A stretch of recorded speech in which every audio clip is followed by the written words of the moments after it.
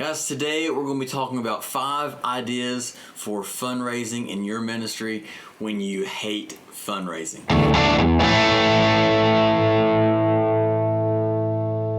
Hey guys, welcome back to Church Talk. Do you enjoy fundraising? I don't. I hate fundraising. I just don't like asking people for money. Just don't like it. But that's part of it. If you are a youth ministry or children's ministry and you know the people in your ministry, they don't work jobs, they don't have an income, there's no tithe and offering coming in, and so there's not an income in that ministry. It has to be part of your church budget. And many times in a small church, there is no budget for anything. There is a whole church budget, and that's all you got.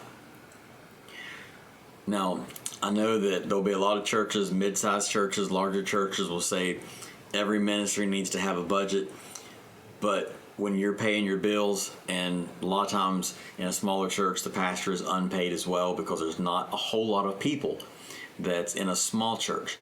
So if that's where you're at and you're wanting to raise some money for some things, go on a youth trip or whatever the case is, you need some new equipment for your stage and you just don't have the money, you need to raise some funds. Today we're talking about 5 ways to fundraise when you just don't like doing it. The number one way that I found is sponsorship.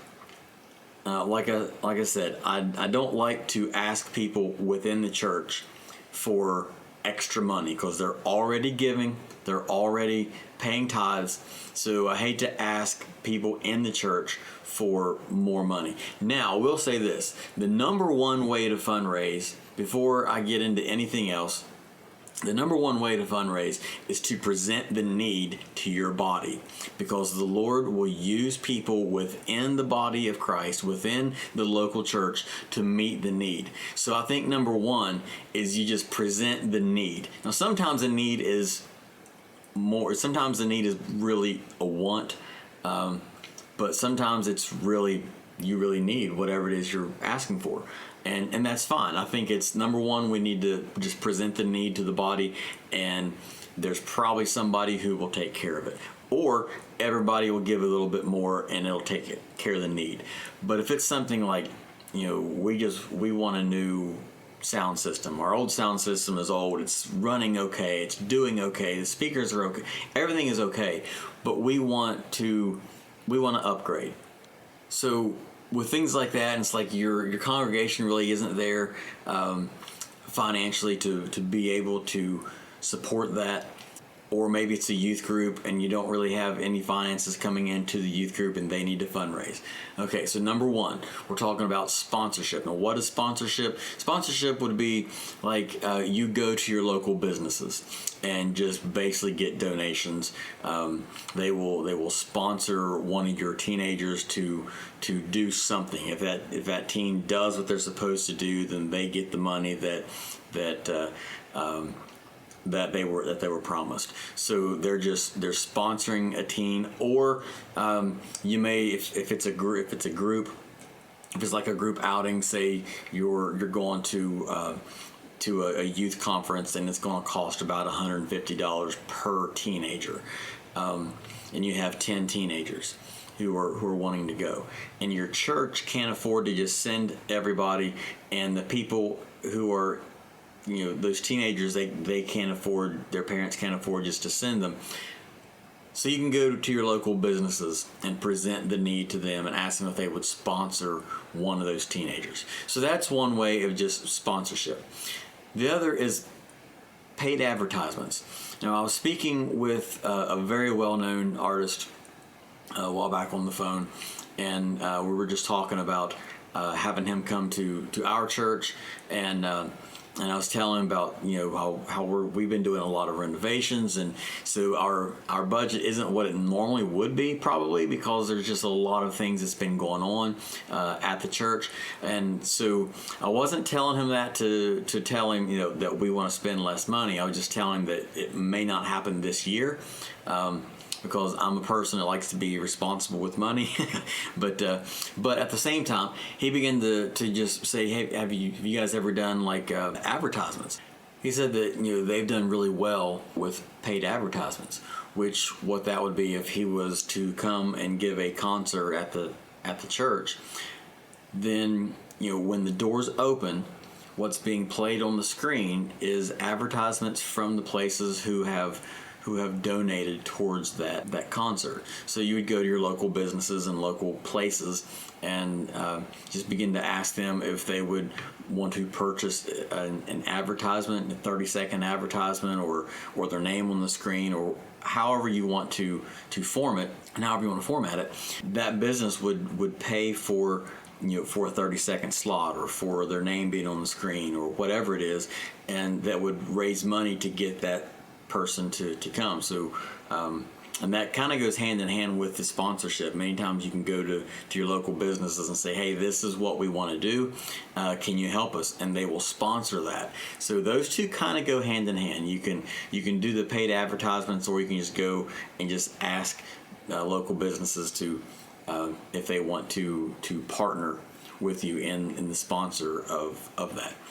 Another thing that we've never done personally is things like color runs or community events, like a color run.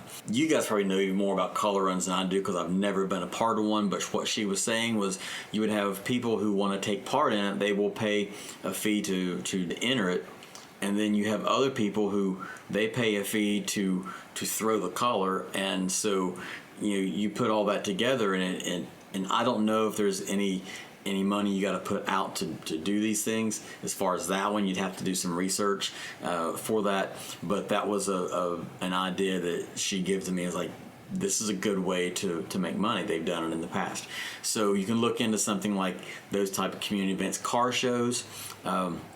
I know a lot of times your car shows bring in some good money as well. So if you have a car club close to you, use the parking lot of your church, have a car show, and have some hot dogs out there, and it's basically, now if you want to do this for your community, I think everything needs to be free.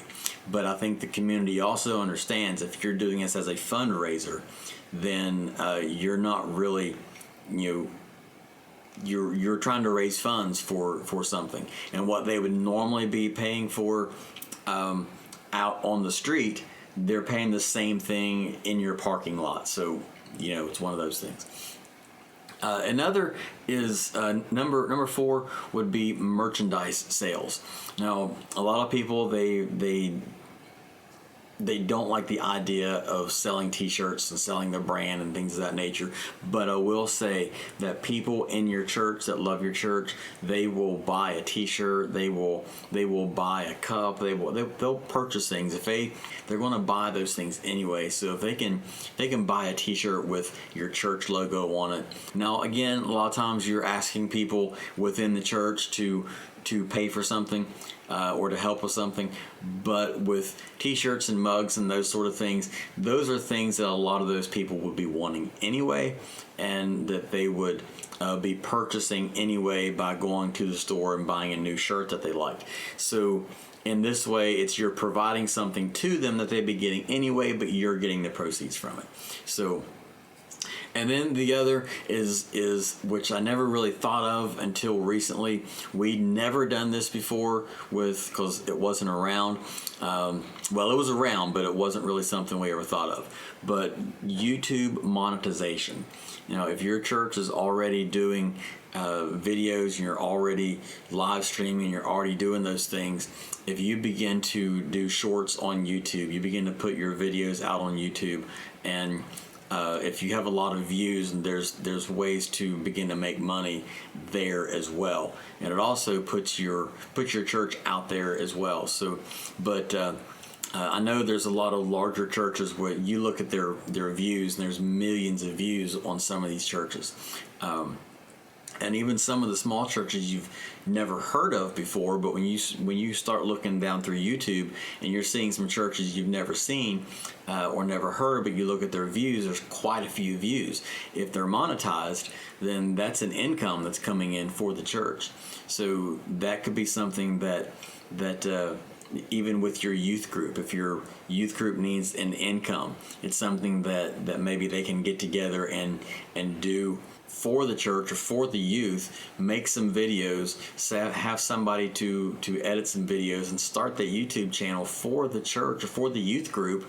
And it doesn't have to be something that's really serious. It can be something that's funny, just something that as the youth group gets together and they're just kind of goofing around. Or it could be of the lessons. Whatever you want to put on YouTube, it's open for you. And if there's a market for that people want, I don't say a market for it, but if there's a desire for people to watch what you're posting, then there's the potential there for income. That one is not something that you're going to see overnight. Something like a sponsorship or something like that, you're going to see that money come in like right now.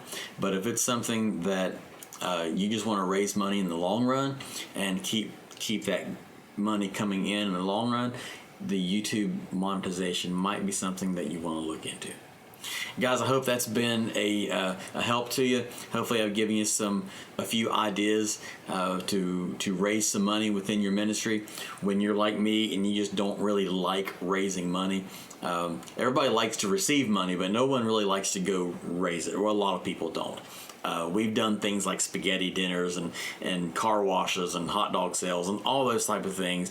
And usually it's your church people that show up, that support, and they're giving when they see your teenagers out working for it. But they would have given the same thing in an offering. So a lot of times those sort of things are kind of, it's kind of tough to do those because you're just asking your church people for more money. But in these five ideas that we've had, it's not so much your church people, but it's people outside of your church in your community that's willing to give. So guys, I hope this has been a help to you. I hope it's been some encouragement. And if this is the type of content that you like, make sure that you hit the like and the subscribe button so that you'll be notified when we do more videos and when we upload new videos. And we will see you guys next time on Church Talk.